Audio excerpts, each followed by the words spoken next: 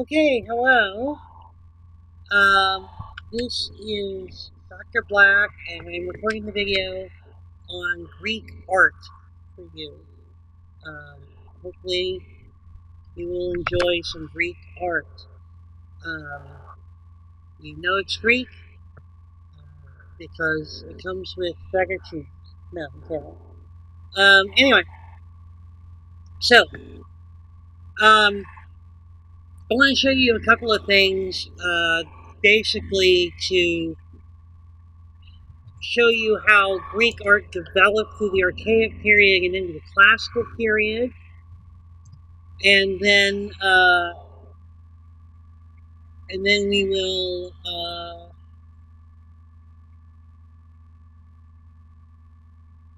talk to you about the development of drama and lyric poetry. So, okay. So, all right. Um,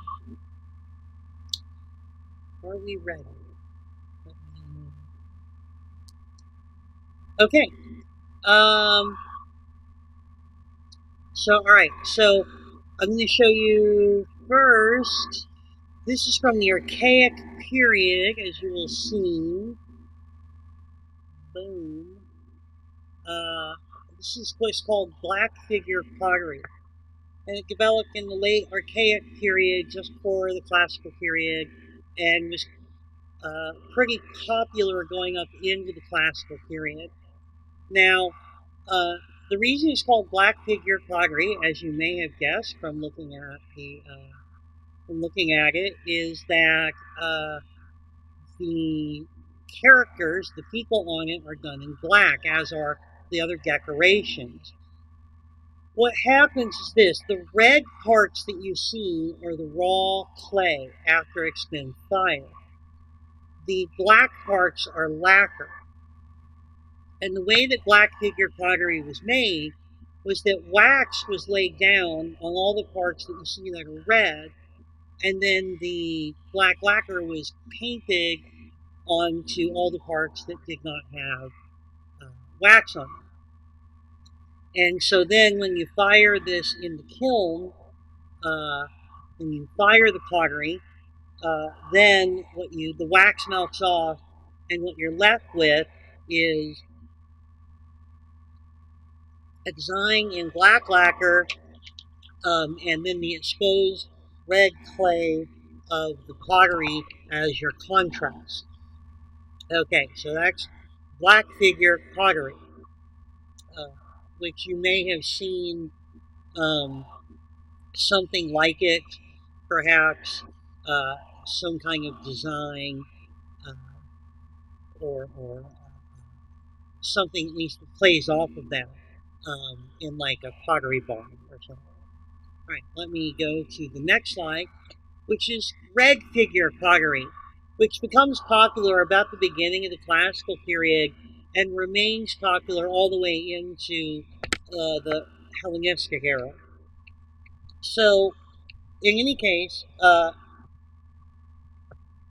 red figure pottery is just like black figure pottery in reverse.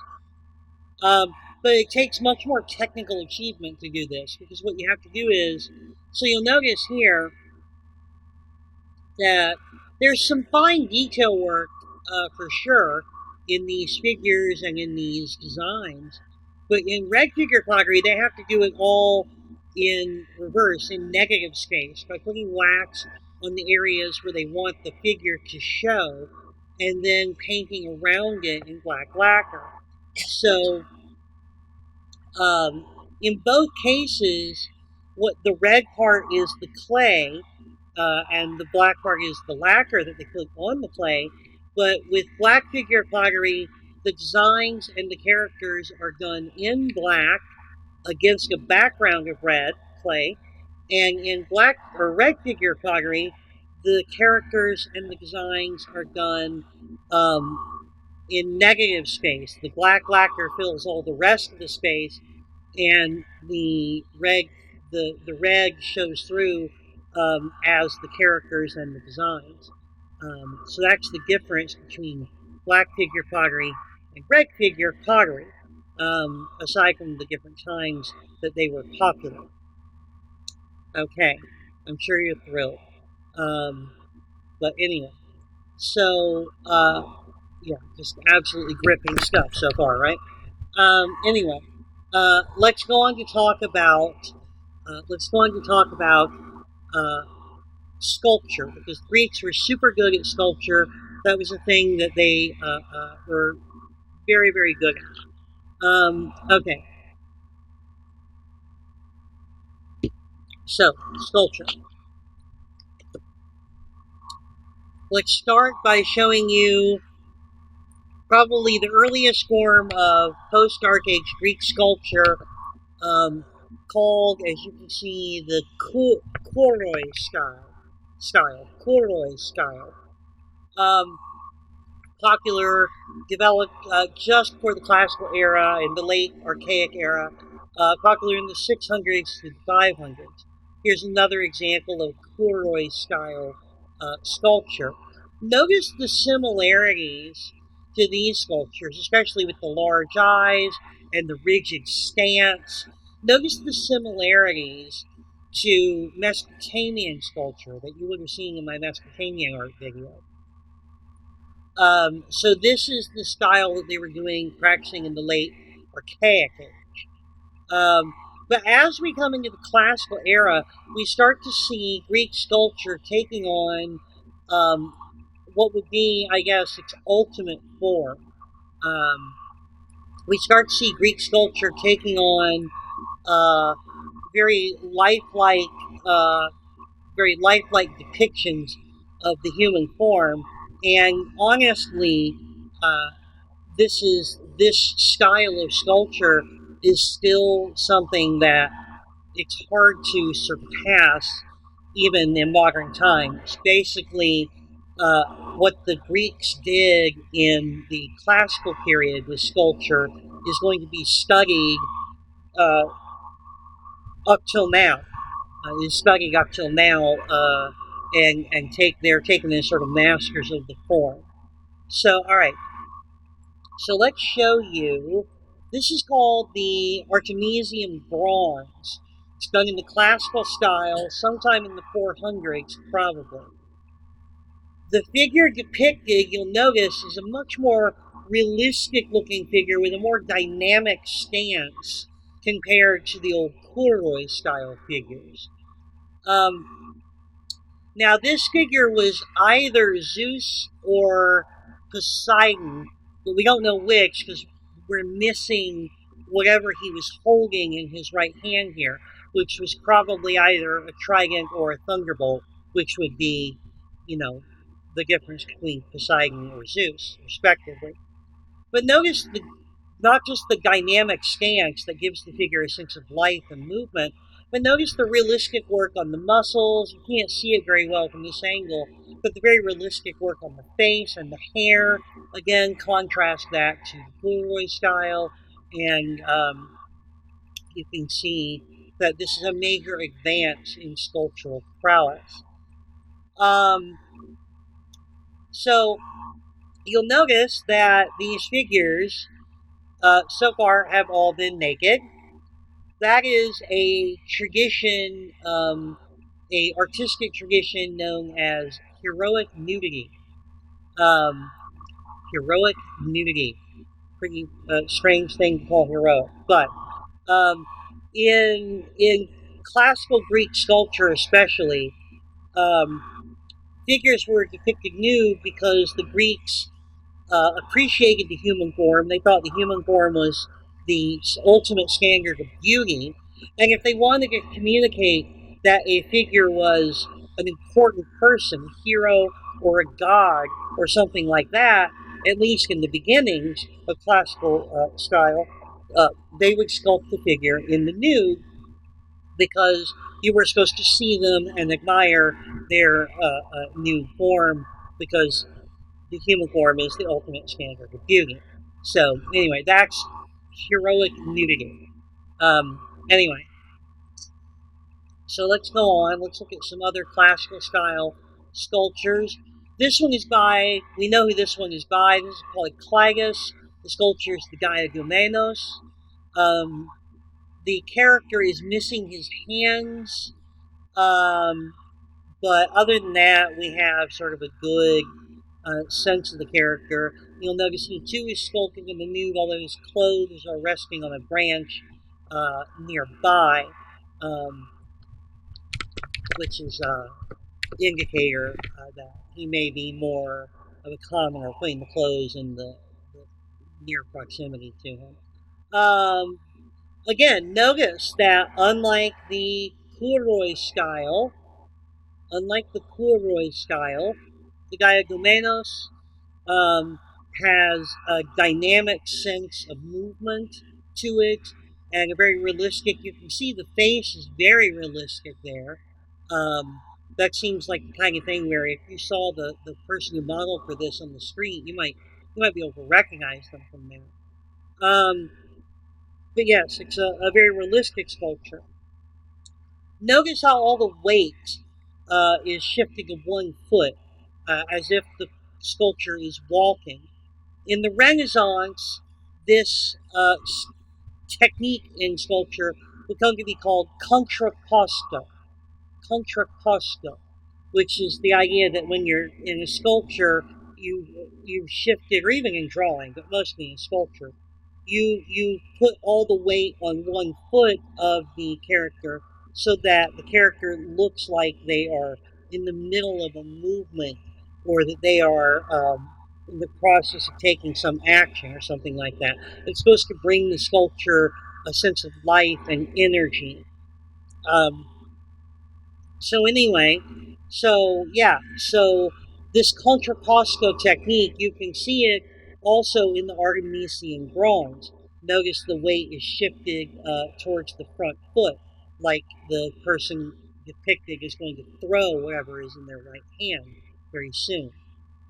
Again, contrast this to the Kuroi style, where it does look like there's a bit of weight shifting going on, but otherwise the sculpture is very rigid in its pose, and it does not have a sense of life and movement to it. Okay, that's Polyclagus diagumenos. Um, Let's go to a later one. This is by Phidias, who is perhaps the most famous sculptor in ancient Greece or classical Greece. This is Wounded Amazon. Notice the Amazon is not naked. This is a later development in the classical era of putting clothes on even characters that are heroes or gods as a way of making them seem, again, more lifelike, making them seem more accessible to the everyday viewer, that sort of thing. Notice the level of detail here. It's just remarkable. The folds of the clothing, that looks like the draping of cloth. There's no cloth there. That's all marble. That's just bonkers how realistic that is. You see again the shifting of the weight to one foot, the contrapposto technique. Um, it's really just absolutely remarkable. Um, this next one is not, the picture I'm showing you is not of the actual sculpture by Phidias. It is a recreation, a modern recreation by a sculptor who lives in Nashville named Alan LaQuire. This is Phidias's Athena Parthenos, a recreation of it. This thing's about 30 feet tall, and it stands in the Parthenon in Nashville. We're going to get to that soon. It stands in the Parthenon, which is a temple of Athena. The Parthenon is in Nashville, there's a recreated temple of Athena complete with the statue that originally stood in that temple. The real temple of Athena, the real Parthenon, is in Athens, and it really had an enormous statue of Athena holding the goddess of victory, Nike, in her right hand. And we have descriptions of the statue that date back to the time when it actually existed. But the statue did not survive into any recent era, so it's gone. and this was built as a recreation of it from the descriptions. It really is quite magnificent. Um, it was the real one was this was all gold that it was sheathed in, marble and gold. I'm pretty sure that's not actual gold on the recreation, but it's a truly magnificent sight. If you're ever in Nashville, Tennessee, I urge you to go to the Parthenon. It's closed on Mondays, but other than that, you should be fine. I urge you to go to the Parthenon and see it. It's really an amazing sight. The full-scale, recreated Greek temple in all the particulars and details. The tour guides there are they're just full of interesting information. It's quite a thing. So anyway, so Greek sculpture. You'll notice that even Athena here, it's hard to see, but you'll notice that even Athena has weight shifting onto one foot. So even in this magnificently huge statue, they practice that contrapposto technique to give it a sense of life. All right, let's talk a little bit about Greek architecture. I'm not going to say too much about this, um, but I think it'll be pretty cool. Um, so let's talk. Here is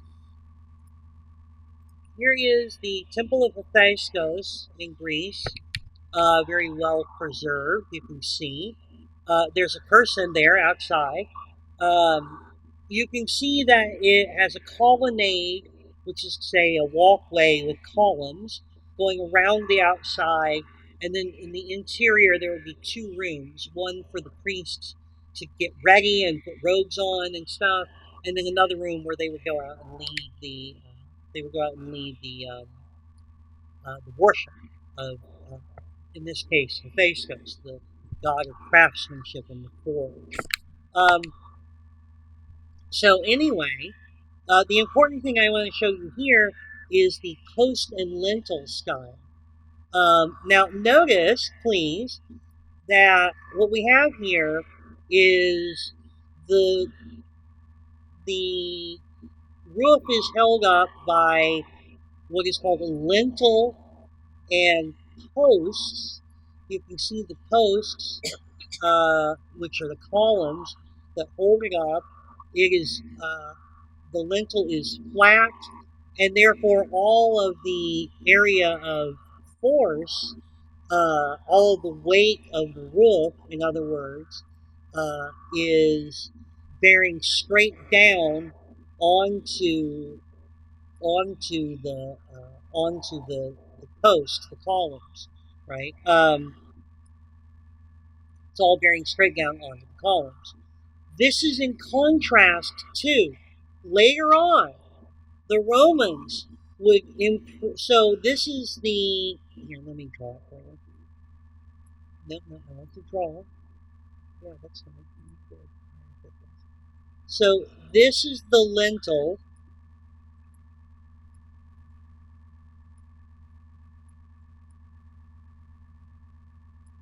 This is the lintel part of post and lintel style, and these are the columns are the posts.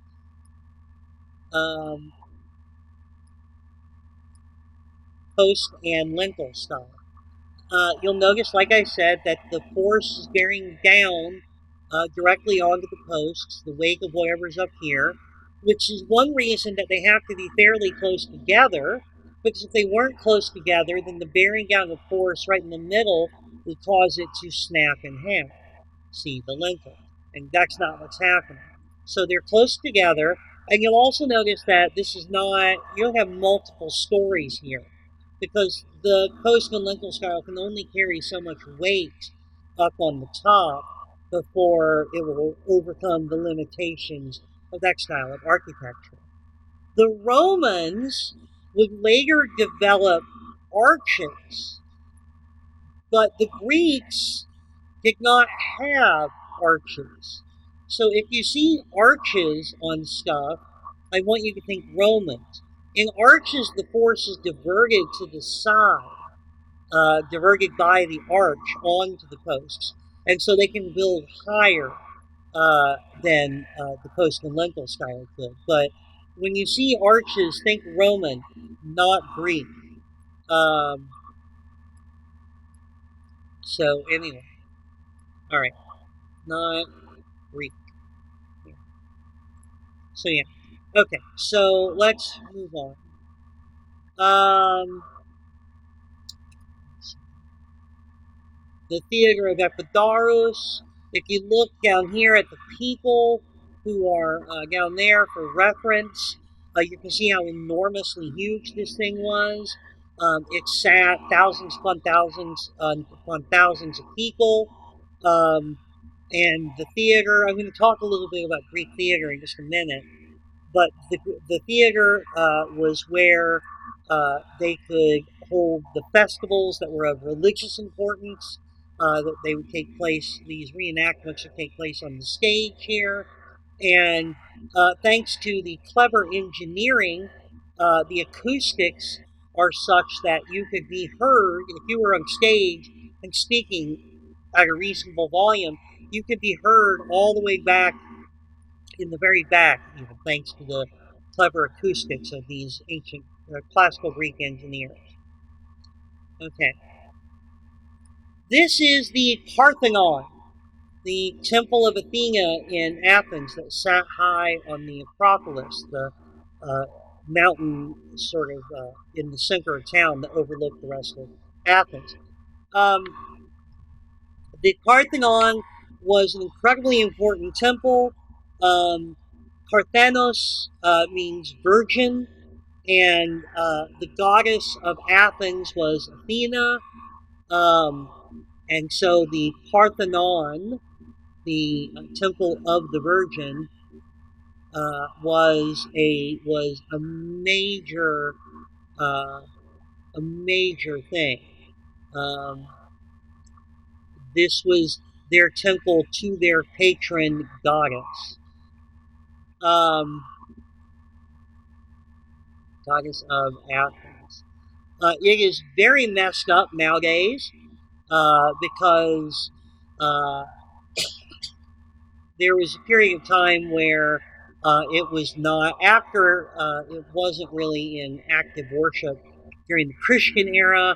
It was largely looted, and no one used it as a temple.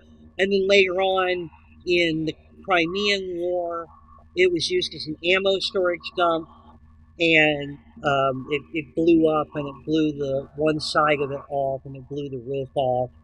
Um, there's been restoration ongoing, trying to get it back into something resembling its former self.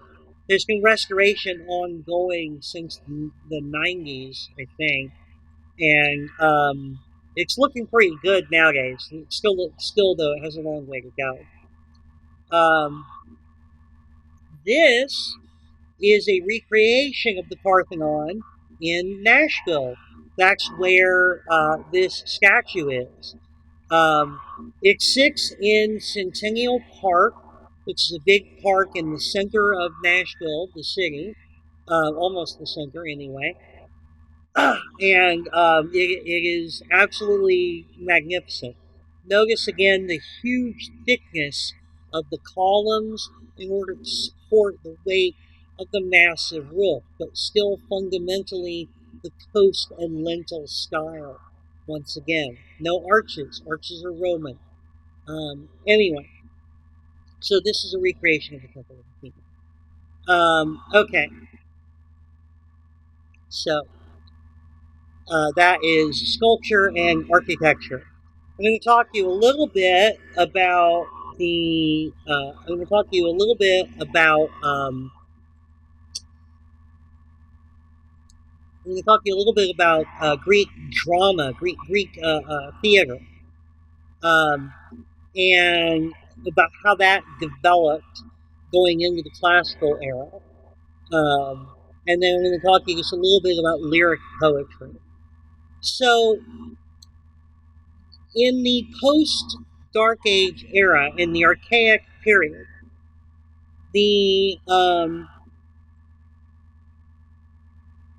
the Greek drama started off Greek drama started off as rituals of worship to Dionysus. Uh, he was the god of wine and the wild places. So these were rituals to Dionysus. This took place in. It didn't start in Athens. It started, I want to say, in Arcadia, which is an area of Greece that's a little more wild. I'm not 100% sure off the top of my head. I want to say that's where it started. Anyway, these started off as rituals to worship. These started off as rituals to worship Dionysus.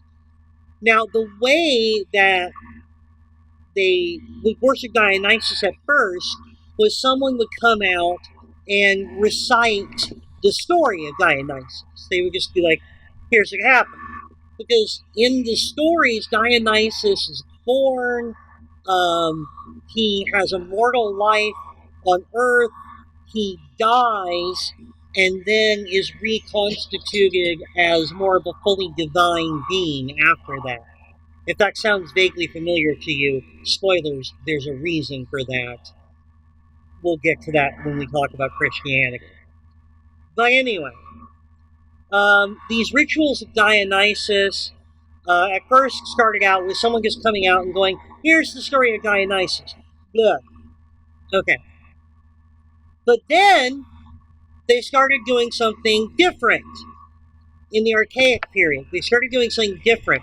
What they started doing was rather than telling the story of Dionysus, they reenacted the story of Dionysus, a recreation of the myth of Dionysus, like a pageant. You may think that sounds weird, but it's not weird, because people do pageants for Christianity all the time. What is a Christmas pageant? Except a recreation of a part of the Christian mythology. What is a passion play, like they might do at Easter, right, where they recreate part of the Passion of Christ, the torturing execution, right, and the resurrection, right? That's just a pageant. That's rather than telling you what happened, they're showing you what happened. So what? At first, there were just priests who would come out and say, "Here's what happened to Dionysus." Boom, boom, boom. And then they started having recreations. They had little pageants, and those pageants would be held in like theaters. You know, they would be held in places that were like theaters, right? Um,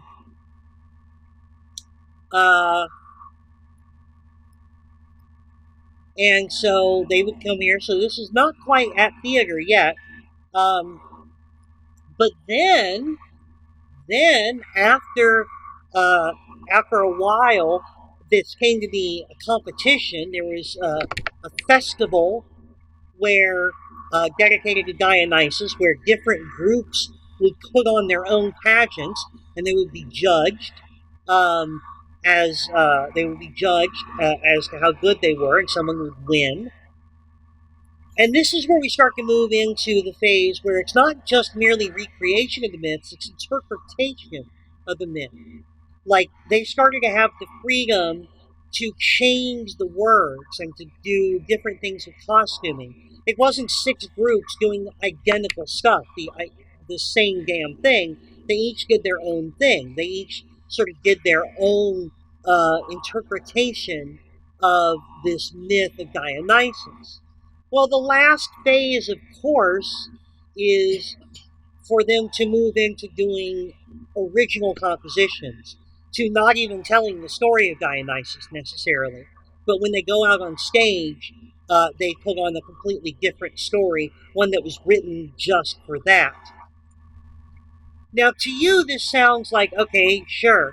But this is mind blowing galaxy brain stuff because it's not the kind of thing that had ever been done before.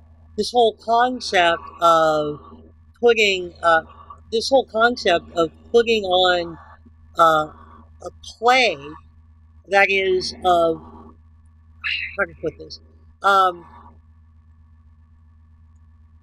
that is to say of putting on a play, uh, which is to say, not telling, but showing by doing it, right? Epic poetry. We talked about Gilgamesh, the Epic of Gilgamesh. We talked about the Iliad. Epic poetry had always been recited. It was something you'd be like, let me tell you the story of the war with Troy. Here's what happened. Here's what Achilles said. Achilles said, screw you, Agamemnon, I'm going home. Or whatever. I'm pretty sure that's an actual quote. No, I'm kidding. But then somebody had the absolute galaxy brain moment to say, hey, what if instead of saying, here's what Achilles says, we have someone walk out onto the stage and pretend to be Achilles and to say the things that Achilles supposedly said. How about we do that? And that's bonkers. To us, it's normal because we live with acting. We live with drama in the form of TV shows and movies and plays and I don't know TikToks, whatever. I don't know what you kids are doing these days, ticking your talks or whatever. We live with all of this every day, but um, we don't. It's hard to imagine a time before anyone had thought of that. Someone had to think of it. And it was the Greeks. It was the Greeks who thought of it. They're the ones who came up with this concept, and it's like, wow, just completely mind blowing.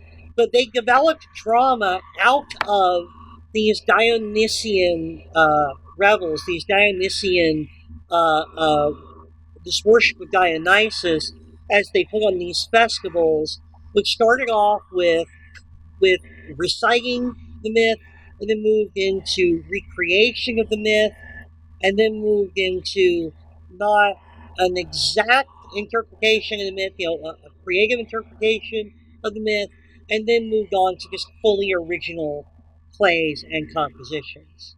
So, okay. So that's how drama develops. All right. Last thing. So, the last thing I'm going to mention here is the development of what's called lyric poetry. So, previously, um, epic poetry. Actually, I tell you what, hang on. It does. Okay. So we talk about epic poetry, right? Epic poetry is like the Epic of Gilgamesh and the Iliad, the Odyssey, which we haven't talked about, the Aeneid, which we'll talk about when we get to Rome. These big, long ass poems of heroes and gods and crazy stuff happening. That's epic poetry. It's epic. Talking about big deal stuff. The Greeks in the classical period invented a new kind of poetry. And it's a kind of poetry that you are already a fan of, whether you know it or not. It's called lyric poetry. So I'm going to do a transition here. Here we go. Lyric poetry. Epic poetry had larger than life characters doing larger than life things. It was spoken aloud, often without accompaniment, and the poems are usually very long. But lyric poetry was about everyday subjects like life and love. It was spoken aloud, accompanied by music on a lyre, which is a kind of harp, Lyre, and thus lyric of or with the lyre.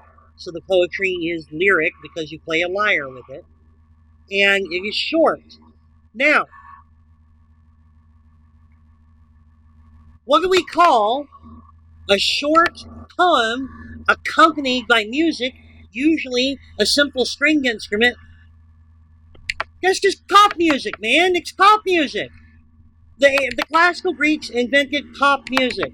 A short poem about love, uh, accompanied by accompanied by a string instrument. That's just a dude at a party with an acoustic guitar, man. This is what they invented. They invented the kind of music that you already like. And I know you're a fan of lyric poetry. I know you're a fan of the poetry because I bet you prefer music with words to music without words. So therefore, it's the words that you really like. Um, ha, gotcha. You like poetry, nerd. Anyway, um, so the Greeks invented lyric poetry, which is a new style of poetry. It's contrasted to epic poetry, um, and I don't really have anything else to say after that. I'll switch back to the galaxy brain thing, just because I like that one so much, and it amuses me.